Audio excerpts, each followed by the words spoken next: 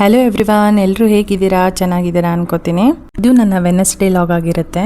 ಹಾಗೆ ನನ್ನ ಫ್ರೆಂಡ್ದು ಸೀಮಂತ ಫಂಕ್ಷನ್ ಇತ್ತು ತುಮಕೂರಲ್ಲಿ. ಹಾಗೆ ಆನ್ ದಿ ವೇ ಗೊರವನಹಳ್ಳಿ ಮಹಾಲಕ್ಷ್ಮಿಗೆ ಹೋಗೋಣ ಅಂದ್ಕೊಂಡಿದ್ದೀವಿ. ಸೊ ಬೆಳಗ್ಗೆನೇ ಬೇಗ ಎದ್ದು ಪೂಜೆ ಎಲ್ಲ ಮುಗಿಸ್ಕೊಂಡು ಇವಾಗ ಹೊರಟಿದ್ದೀವಿ.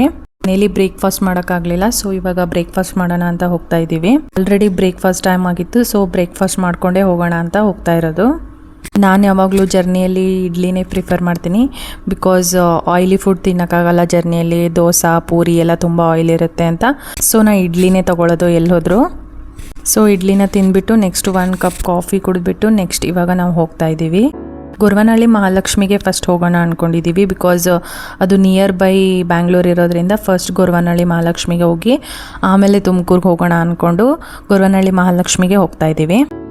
ಬ್ಯಾಂಗ್ಳೂರಿಂದ ಹೋಗ್ತಾ ಇರೋದ್ರಿಂದ ತುಂಬ ನಿಯರ್ ಆಗುತ್ತೆ. ದಾಬಾಸ್ಪೇಟೆಯಿಂದ ರೈಟ್ ತೊಗೊಂಡ್ಬಿಟ್ರೆ ಗೊರವನಹಳ್ಳಿ ಮಹಾಲಕ್ಷ್ಮಿ ಸಿಗುತ್ತೆ. ಆ್ಯಕ್ಚುಲಿ ದಾಬಾಸ್ಪೇಟೆಯಿಂದ ಗೊರವನಹಳ್ಳಿ ಮಹಾಲಕ್ಷ್ಮಿ ದೇವಸ್ಥಾನಕ್ಕೆ ಹೋಗೋ ದಾರಿ ಮಧ್ಯೆ ಹೀಗೆ ದೇವರಾಯನ ದುರ್ಗ ಸಿಗುತ್ತೆ.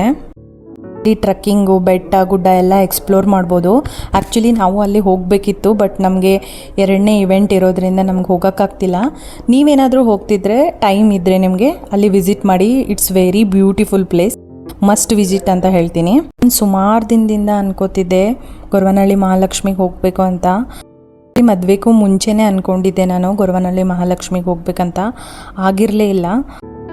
ಹೇಗಿದ್ದರೂ ಇವೆಂಟ್ಗೆ ಹೋಗ್ತಿದ್ದೀವಿ ಮತ್ತು ಗೊರವನಹಳ್ಳಿ ಮಹಾಲಕ್ಷ್ಮಿ ನಿಯರ್ ಇದೆ ಅಂತ ಹೇಳಿ ವಿಸಿಟ್ ಮಾಡೋಣ ಅಂದ್ಕೊಂಡ್ವಿ. ನನಗೆ ಗೊರವನಹಳ್ಳಿ ಮಹಾಲಕ್ಷ್ಮಿ ಬಗ್ಗೆ ಕೇಳಿದ್ದೀನಿ ತುಂಬ. ಆ್ಯಕ್ಚುಲಿ ಅದು ದೇವಿ ಬಂದುಬಿಟ್ಟು ಒಬ್ಬರು ಕನ್ಸಲ್ಲಿ ಬಂದು ಅದು ಮೂರ್ತಿ ಅವ್ರಿಗೆ ಸಿಕ್ಕಿ ಆಮೇಲೆ ಅವ್ರ ಮನೆಗೆ ತೊಗೊಂಡು ಹೋಗಿ ಇಟ್ಕೊಂಡಿದ್ರಂತೆ. ಥರ ಕಮಲಜ್ಜಿ ಅನ್ನೋರು ದೇವಿ ಪೂಜೆ ಮಾಡ್ತಿದ್ರಂತೆ. ಕಮಲಜ್ಜಿಗೆ ದೇವಿ ಪ್ರತ್ಯಕ್ಷ ಆಗಿದ್ರು ಅಂತ ಹೇಳ್ತಾರೆ. ಒಂದ್ಸಲ ಕಾಡಲ್ಲಿ ಅವರಿಗೆ ಲಕ್ಷ್ಮೀ ಬಾಮ ಅಂತ ಕರೆದಿದ್ರಂತೆ. ಸೊ ಅದೊಂದು ಗೋಡೆ ತೋರಿಸ್ಬಿಟ್ಟು ನಾನು ಇಲ್ಲೇ ಇರ್ತೀನಿ, ಇನ್ಮೇಲೆ ನೀನು ನನ್ನ ಪೂಜೆ ಮಾಡಬೇಕು ಮತ್ತು ನಾನು ಹೇಳ್ದಂಗೆ ನೀನು ಕೇಳಬೇಕು ಅಂತೆಲ್ಲ ಹೇಳಿದ್ರಂತೆ. ಸೊ ಆವತ್ತಿಂದ ದೇವಿ ಏನು ಹೇಳ್ತಾಳೆ ಅದನ್ನು ಕೇಳ್ತಿದ್ರಂತೆ ಅಜ್ಜಿ. ಹಾಗೆ ಯಾರು ಏನೇ ಸಮಸ್ಯೆ ಹೇಳಿದ್ರು ಅಜ್ಜಿ ಪರಿಹಾರ ಹೇಳ್ತಿದ್ರಂತೆ. ಅವ್ರು ಹೇಳಿದ ಥರನೇ ಆಗ್ತಿತ್ತಂತೆ.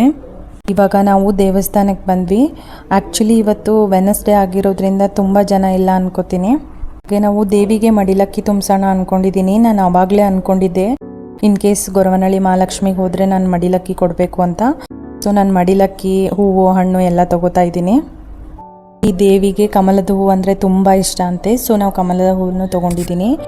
ಮತ್ತು ನಾನು ವ್ರತ ಮಾಡಬೇಕು ಅಂತ ಅಂದ್ಕೊಂಡಿದ್ದೆ. ಸೊ ನಂಗೆ ಅದು ಬಳೆ ಕೂಡ ಬೇಕಿತ್ತು. ಸೊ ಅದನ್ನೇ ಅವ್ರು ಎಕ್ಸ್ಪ್ಲೇನ್ ಮಾಡ್ತಿದ್ದಾರೆ ಇಲ್ಲಿ ನನಗೆ. ಗ್ರೀನ್ ಬಳೆ ತೊಗೊಂಡ್ರೆ ವ್ರತ ಮಾಡೋಕ್ಕಾಗುತ್ತೆ ಮತ್ತು ಮನೇಲೂ ಇಡ್ಬೋದು. ಬ್ಲ್ಯಾಕ್ ಬಳೆ ತೊಗೊಂಡ್ರೆ ನೀವು ದೃಷ್ಟಿಗೂ ಹಾಕ್ಬೋದು ಅಂತೆಲ್ಲ ಹೇಳ್ತಿದ್ರು. ಬಳೆ ತೊಗೊಂಡು ನಾವು ಇವಾಗ ದೇವಸ್ಥಾನದ ಕಡೆ ಹೋಗ್ತಾ ಇದ್ದೀವಿ. ಇಲ್ಲಿ ಹೊರಗಡೆನೇ ಕಾಯಿನ ಒಡಿಸ್ಬೇಕು. ಆಶೀರ್ವಾದ ಮಾಡಿಸೋರು ಒಳಗಡೆ ತೊಗೊಂಡು ಹೋಗ್ಬೋದು. ಬಟ್ ನಾನು ಕಾಯಿ ಒಡಿಸೋಣ ಅಂದ್ಕೊಂಡು ಫಸ್ಟ್ ಕಾಯಿ ಒಡಿಸ್ಬಿಟ್ಟು ದೇವಸ್ಥಾನದ ಒಳಗೆ ಹೋಗ್ತಾ ಇದ್ದೀವಿ. ಹೋಗಿರೋದು ವೆನಸ್ಡೇ ಆಗಿರೋದ್ರಿಂದ ದೇವಸ್ಥಾನ ರಶ್ ಇಲ್ಲ, ಆರಾಮಾಗಿತ್ತು. ಯಾವುದೇ ರೀತಿ ಕ್ಯೂ ಇರಲಿಲ್ಲ. ನಾವು ಆರಾಮಾಗಿ ದೇವಸ್ಥಾನದ ಒಳಗಡೆ ಹೋದ್ವಿ.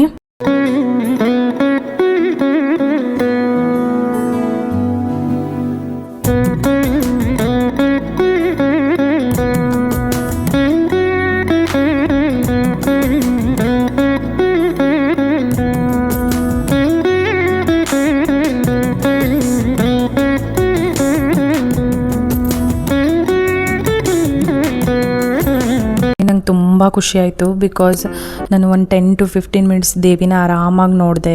ಸಿಕ್ಕಾಪಟ್ಟೆ ಖುಷಿ ಆಯಿತು. ಫಸ್ಟ್ ಟೈಮ್ ಹೋದ್ರೂ ಆರಾಮಾಗಿ ದರ್ಶನ ಆಯಿತು. ಇವಾಗ ನಾವು ನೆಕ್ಸ್ಟು ಮೂಲ ಬೃಂದಾವನ ಅಂತ ಒಂದು ಟೆಂಪಲ್ ಇದೆ ಹೊರಗಡೆ. ಆಗಲೇ ಹೇಳಿದ್ನಲ್ಲ ಕಮಲಜ್ಜಿಗೆ ಲಕ್ಷ್ಮೀ ಪ್ರತ್ಯಕ್ಷ ಆಗಿದ್ರು ಅಂತ. ಅವ್ರ ಮೂರ್ತಿ ಕೂಡ ಇಲ್ಲೇ ಇಟ್ಟಿದ್ದಾರೆ. ಅವ್ರನ್ನೂ ಕೂಡ ದೇವರು ಅಂತ ಪೂಜಿಸ್ತಾರೆ ಇಲ್ಲಿ.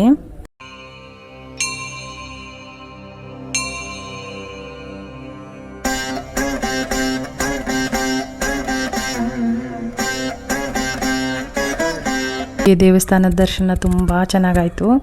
ಮತ್ತು ದೇವರ ಪ್ರಸಾದದಲ್ಲಿ ನನಗೆ ಕಮಲದ ಹೂ ಕೊಟ್ಟಿದ್ರು. ನೋಡೋಕ್ಕೆ ಎಷ್ಟು ಚೆನ್ನಾಗಿತ್ತು, ನಂಗೆ ಸಖತ್ ಇಷ್ಟ ಆಯಿತು. ಆ್ಯಕ್ಚುಲಿ ನಮಗೆ ಪ್ರಸಾದ ತೊಗೊಳಕ್ಕಾಗಲಿಲ್ಲ. ಬಿಕಾಸ್ ನಮ್ಮದು ನೆಕ್ಸ್ಟ್ ಇವೆಂಟ್ ಇತ್ತು, ಅಲ್ಲಿ ಊಟಕ್ಕೆ ಹೋಗಬೇಕಿತ್ತು. ಸೊ ಅದಕ್ಕೆ ತೊಗೊಳಕ್ಕಾಗಿಲ್ಲ. ಬಟ್ ನೆಕ್ಸ್ಟ್ ಟೈಮ್ ತೊಗೊಳೋಣ ಅಂತ. ಇವಾಗ ದೇವಸ್ಥಾನ ಮುಗಿಸ್ಕೊಂಡು ನಾವು ಇವೆಂಟಿಗೆ ಹೋಗ್ತಾ ಇದ್ದೀವಿ. ನೆಕ್ಸ್ಟ್ ಲಾಗಲ್ಲಿ ನಾನು ಯಾವ ಇವೆಂಟ್ಗೆ ಹೋಗಿದ್ದೆ ಅಂತ ಹೇಳ್ತೀನಿ. ಸೊ ಯಾರೆಲ್ಲ ನನ್ನ ಚಾನಲ್ನ ಇನ್ನೂ ಸಬ್ಸ್ಕ್ರೈಬ್ ಮಾಡ್ಕೊಂಡಿಲ್ಲ, ಪ್ಲೀಸ್ ಸಬ್ಸ್ಕ್ರೈಬ್ ಮಾಡ್ಕೊಳ್ಳಿ, ಶೇರ್ ಮಾಡಿ ಮತ್ತು ಲೈಕ್ ಮಾಡಿ. ನನ್ನ ವಿಡಿಯೋ ನಿಮ್ಗೆ ಇಷ್ಟ ಆಯಿತು ಅನ್ಕೋತೀನಿ. ಮತ್ತೆ ನೆಕ್ಸ್ಟ್ ಲಾಗಲ್ಲಿ ಸಿಗ್ತೀನಿ. ಬಾಯ್.